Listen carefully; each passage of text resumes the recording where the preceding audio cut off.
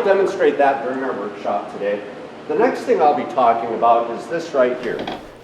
Okay, so as you know, I am a member of the NTCA, which is the National Tile Contractors Association, which is dedicated to the education and proliferation of proper standards to install a ceramic tile and porcelain tile, whatever, for the tile industry. So I was recently at a workshop with Mark Heinlein.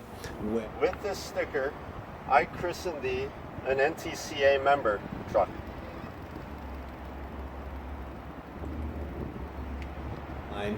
Where people attended this workshop to learn valuable information about how to install tile correctly. He goes over many different aspects of the tile industry standards of how to install tile correctly. Soft joints, expansion, contraction, thin set coverage, all those kinds of things, where he explains the importance of following industry standards. I actually have a video that I shot with Mark when I was there at the workshop, where he explains what the workshops are all about. So I'm going to cut to him now and let him explain what these workshops are all about. Hi, it's Mark Heinlein here. I'm a trainer with the National Tile Contractors Association, and I'm here at the tile shop in Avon, Massachusetts, getting ready to do an NTCA workshop. The NTCA is the National Tile Contractors Association, and we train based on tile industry standards. So we're getting set up and ready to do a workshop here today, and I'd like to show you some of the demonstrations that we'll be doing. What I've got here in my hand, this is a 1x4x10 mag screed, and it's a 10-foot straight edge. This is the device that we use to check our substrates for flatness.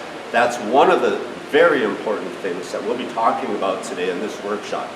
So if you don't have one of these, we need to get one of these in your toolkit. Very important tool. We'll demonstrate that during our workshop today. The next thing I'll be talking about is this right here. This is a B415 shower module built to represent the method and the detail in the Tile Council of North America handbook. We're going to dismantle this and look at the individual components that make it work as a rock solid installation to last a lifetime. Moving on over here, we're going to be looking at what the contents of a self-leveling underlayment kit are. Inside this blue bucket is a kit of tools. I find that a lot of people aren't aware of what's in this kit. So we'll dismantle that, see what's in there, and we'll talk about what's in a self-leveler kit, how to do a proper self-leveling pour to make our substrate flat, if that's the right method to make that substrate flat. There are many methods. This is one that we'll take a look at today. Moving on from that, you see I have some mixer drills lying here on the floor, some mixers, a couple of different paddles on them. We're going to look at mixing speeds that are proper for an SLU. We'll look at mixing speeds that are proper for thin set mortars. They vary.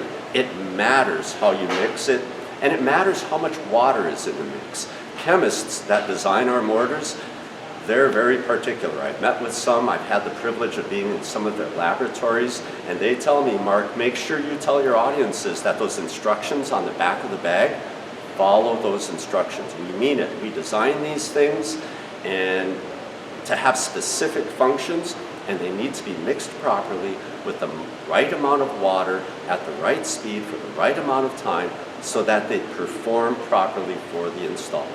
That's what we'll do here. We'll measure some water, we'll mix it up properly, and then we'll come over here and we'll use it to do some coverage.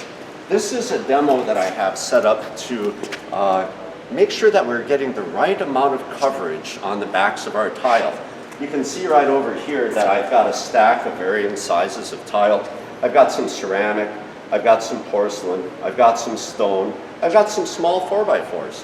What we'll do is we'll select the mortar that we've already mixed, then we'll come over here and pick the right trowel for the job for each of those different tiles. Could it be this one, so that we don't get any squeeze through our grout joints? Or will this one give us the right coverage? We're going to find out once we do our coverage demo. And this is something that installers should do through the course of every tile job. Sure, we get experienced, we know what trowel works, but really what we should do is we should be checking to make sure that we're getting the right coverage under our tiles. And how do we do that? We take our handy margin trowel, and every once in a while we lift a tile, check the coverage, and make sure that we're getting that coverage we need. At my workshop, I'll be describing to our attendees what that coverage is for the different areas. Wet areas, dry areas, large format tile, smaller tiles, glass tile. We'll talk about all of that. Once we go through that demonstration, we'll come all the way over here, and I've got a little device set up right here. This is where we'll have a little demonstration about movement joints, expansion joints, perimeter joints, control joints, all of those soft joints that are needed in a tile installation to make it work great and last a lifetime. I know that a lot of you may or may not use an ASTM C920 sealant. If you don't know what that is, please make sure you come to one of my workshops. We'll talk about that, right? I'll teach you about that because I'm passionate about it, because I want you to know the right material to use in your job and where to put it and how to install it. A lot of installers that know about them think it's difficult to work with. That's why I will do a little bit of a demo here. I'll show a field soft joint in the floor, a field joint in the wall, and a change in plane joint in the perimeter or at a wall, where a wall meets another wall. Super critical stuff. So I've got some ASTM C920 sealant back here. When you're at my workshop, we'll do this demo, and I hope you'll learn along with me on how to do it. So right now, we're just waiting for all of the attendees to show up, and once they do, we'll get started, and we're gonna have a good time. These are a lot of fun. I'm looking forward to meeting you soon. Okay, so wrap up. I'll leave some links in the description below to the NTCA, to the schedule of the workshop, which they have all over the country, and not by just Mark, but other very knowledgeable trainers. If you're an installer, you want to make sure that you get to one of these, and if you like, while you're there, you can sign up for the NTCA, no obligation.